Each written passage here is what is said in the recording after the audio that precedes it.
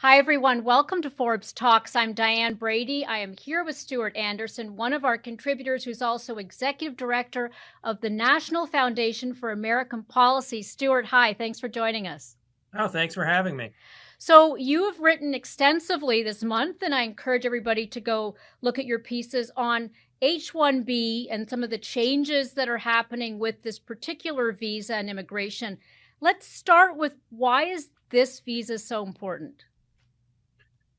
Well, in a practical sense, it's really the only way an American employer can hire a high-skilled foreign national, particularly an international student, off a U.S. university campus. And when you go to a U.S. university campus, you'll find that only about 25% of the full-time graduate students in some of the key technical fields are actually U.S. students. So when companies, look to fill these specialties, and they aren't just tech companies, almost every company nowadays has a tech component. They're going to need to look at hiring people who weren't born in the United States. So I think one of the things that I'm curious about is what's changed. Because as a Canadian, I came here, and basically the H-1B visa was so coveted, and it felt like the quota would fill up in a day. Is that still the case? That's a great point. Things have gotten progressively more difficult for employers and for people like international students who want to stay here.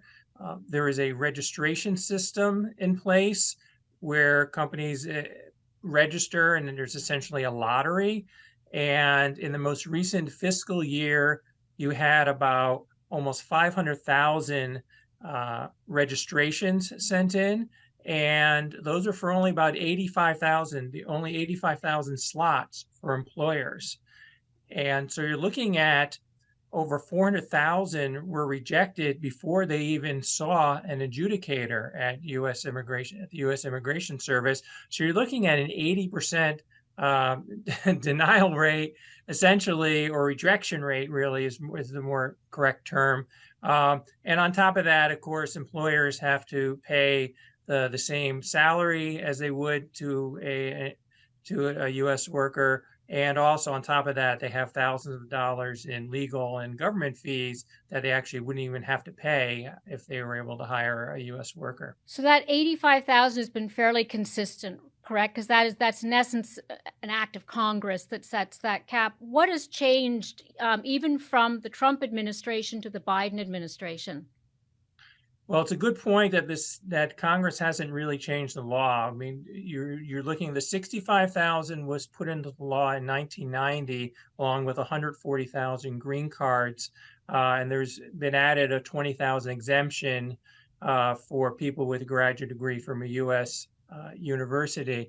But if you look at what's happened since 1990, you have basically the World Wide Web, you have cell phones, you have e-commerce, social media, and all these things have created a tremendous demand for technical labor. Yet Congress has not kept up with this, and we've basically had the same supply of labor for people outside the country.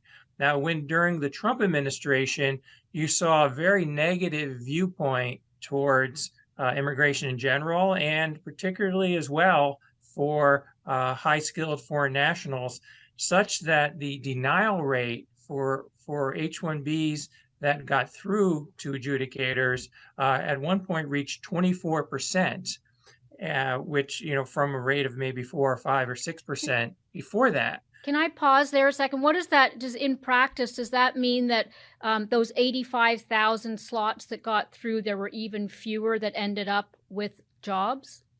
Well, it was never really 100% clear to employers whether all those were backfilled. I think that the intention maybe was that they were supposed to be, but what ended up happening was that a group of small tech employers, actually immigrant entrepreneurs themselves, hired a law firm, John Wasden and Brad Bonias, and they sued and they won.